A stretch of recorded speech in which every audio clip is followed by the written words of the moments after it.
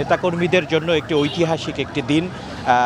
বিএনপির ভারপ্রাপ্ত চেয়ারম্যান জনাব তারেক রহমান আসছে। আমরা দেখছি যে প্রচুর মানুষ, আপনারা জানেন যে গতকাল থেকেই আসলে এই যে জনাব তারেক রহমান আসছে এবং তার আশা নিয়ে যে ঢাকা শহরে বাংলাদেশের বিভিন্ন প্রান্ত থেকে মানুষের আসার যে ভিড়, এটা আসলে গতকাল থেকে আসলে টের পাওয়া যাচ্ছে যে রাস্তায় বের হলে বা যে কোনো জায়গায় গেলে বোঝা যাচ্ছে যে ঢাকার বাইরে থেকে আসলে প্রচুর মানুষের সমাগম হয়েছে এবং তারা বাংলাদেশের বিভিন্ন প্রান্ত থেকে তারা তাদের নেতা জনাব তারেক রহমানকে স্বাগত জানাতে এসেছে বাংলাদেশে।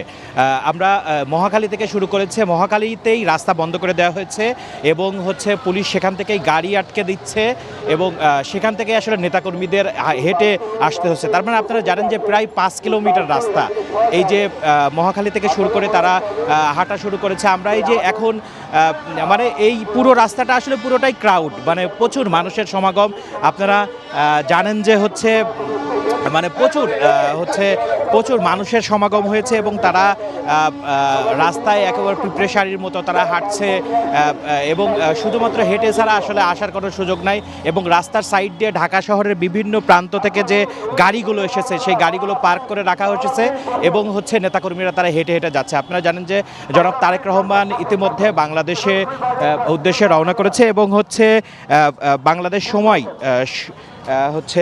সোয়া 12টার সময় রওনা করেছে এবং যদি সব কিছু ঠিক থাকে তিনি হজরত শাহজালাল আন্তর্জাতিক বিমানবন্দরে পৌঁছাবেন 12টা নাগাদ।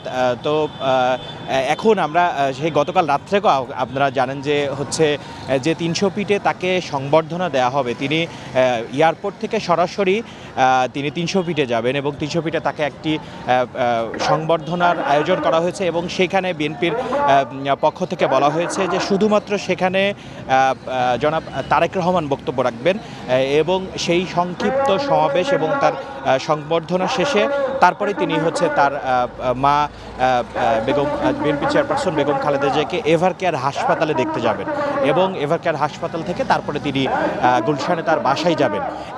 আমরা আসলে মোট কথা বলতে গেলে এখন আসলে ঢাকা শহরের প্রতিটা রাস্তাই আসলে বিশেষ করে এয়ারপোর্টমুখী যে রাস্তা এবং 300 ফিট মুখী যে রাস্তা, এই পুরো রাস্তায় আসলে এখন মানুষ এবং তারা হেঁটে হেঁটে সামনের দিকে আগাচ্ছে। কোথাও কোথাও দেখা যাচ্ছে যে তারা যেহেতু ঢাকার বিভিন্ন প্রান্ত থেকে তারা দল বেঁধে এসেছে, গাড়ি নিয়ে এসেছে, সেই গাড়িগুলো রেখে তারা তাদের নেতাকর্মীদের একসাথে দাঁড় করায় তারা একসাথে সবাই স্লোগান দিচ্ছে এবং তারা প্রস্তুতি নিচ্ছে, তারা একসাথে জনাব তারেক রহমান আসবে তখন তাকে দেখবে, এই আশাই প্রতিটা নেতাকর্মী রয়েছে।